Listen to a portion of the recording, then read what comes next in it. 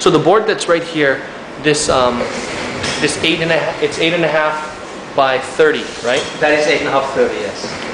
What kind of construction is this board? That is Sportec, and it's basically a low density EPS, about I think 16 to 17 kilo per cubic meter, and it's laid into quite a few layers of what we call military grade fiberglass, and we have some high density foam PVC 3mm reinforcements around the insert areas, and then you would go into like on the top you can see the veneer.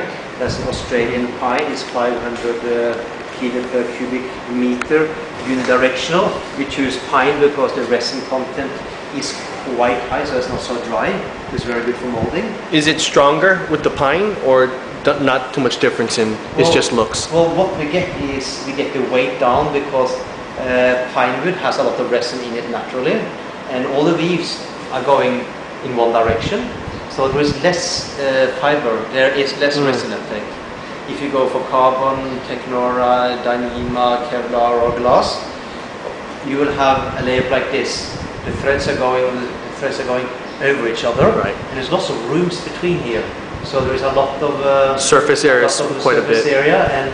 And you get a lot of resin stuck in between all the holes. And resin itself isn't really strong; it's just weight. So therefore, the wood is actually very efficient to use.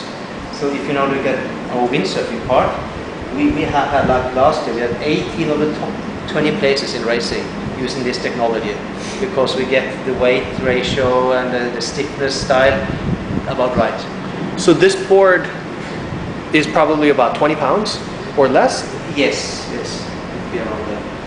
And Ekolu Kalama is riding that board, and he's not a small guy. He's not a small guy, but you know, I think that one thing is weight, but the other is height. And as you are taller, you want a little bit longer board. So I think honestly, Ekolu likes the 9.0 better. It gives him more his ratio in terms of his height. But yes, he rides it easily, but he would prefer something a little bit longer. So which board are you riding, Margareta? The 9.0. 9.0? Yeah. Always, or do you ride the bigger ones too, or primarily 9.0? Sometimes when just go cruising on the flat water, it's just nice to get a little bit bigger board. Just glides a bit easier. Are you finding yourself doing stand-up a lot now? When I'm on trips, yeah.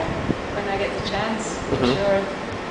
So what do you think the applications for women getting on stand-ups? Because it seems to have been focused more on men initially, but now a lot of women, you know, it seems like a prime thing for women to be able to do too. But this is... and kids. Yeah, this is quite interesting, I think, because over my travels that we've been doing, there's always the boyfriend that comes up to us asking, but he always refers to if there's something that we could do after, and somehow he sort of sees that this is actually something that I could share in between. And I've never come across anything like that before through the windsurfing or surfing. That it's always been, like you said, about the male.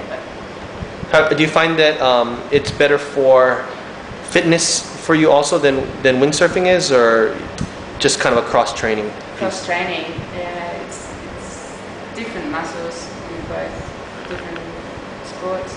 Does it? So as a pro windsurfer, does it help you? Yeah.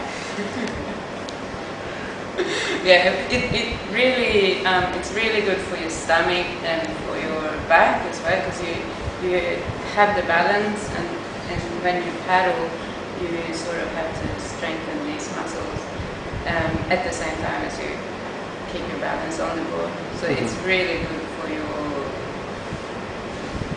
stomach and back. Yeah, actually, we had our Antoine Albo, who set the world speed record for any sailing craft. He spent all the time training with in the winter on SUPs. And Kauli Ciali from Brazil, who's I think he won the 3 last championships in wave sailing.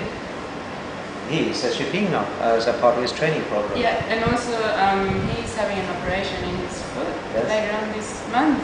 And his chiropractor suggested him to come back training with SUP because using that balancing is sort of strengthening your foot muscles as well, building up slowly. So it's Huh. Yeah, actually, it is becoming like a rehabilitation Exactly, theme. yeah. We have a couple of friends that unfortunately have some strokes, and they use SUP as a way to, gain the balance back again. We also heard that our James Bond, Pierce Brosnan, his chiropractor worked with him actually going out on SUP.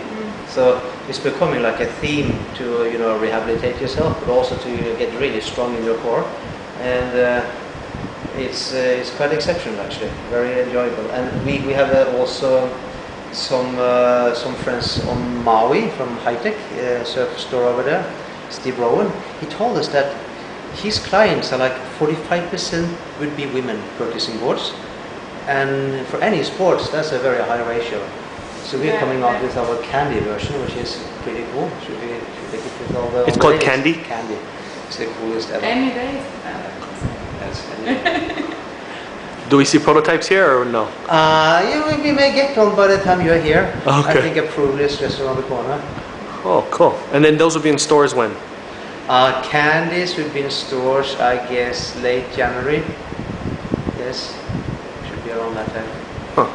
So on the board, like these constructions, what's the difference between the this type of board and whatever other boards would be out there on the market, would you say? Well, I guess that all boards are pretty good, and honestly, we never look at what other shapers or what other board constructors are doing, so I can't comment on that. And I know within our range, we have our Sport Edge version, which we just talked about. Then we have Technora, which is basically the lightest you can build. It's a full top-bottom high-density PVC construction.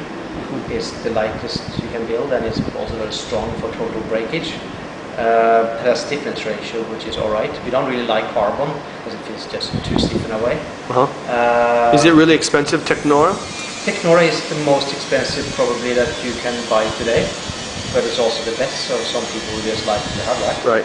Then we have what we call Toughskin, Right. which is the most durable construction we make. It's a mixture of glass and wood, and all the wood is invisible, and they have full EVA decks. It's a little bit more heavy than the two others, of course, but it's overall probably the most relevant style construction. This one is Toughskin, right? This one is Sportec. Oh, Sportec. Sportec is when we can see the wood deck. Okay. Technora is the full PVC sandwich, and Toughskin is the most durable board, also the more heavy board. Normally heavy and durable comes hand in hand. And then we have the new Star Touch, which is kind of revolutionizing the way we think about grip and not needing to use wax or EVA decks. That's coming out. We won't talk too much about that yet. And then you have the soft top one, right? Well, the soft top is actually, you can look at this one here. It depends what you put into the term soft top. Basically, this is a soft top because it's something soft deck on the board, just like any surfboard has EVA deck on now. But I guess some brands put in what I call soft top, which is a very price competitive construction, and I don't know exactly what's inside those boards, but we don't really have just that term or stand-up. Okay.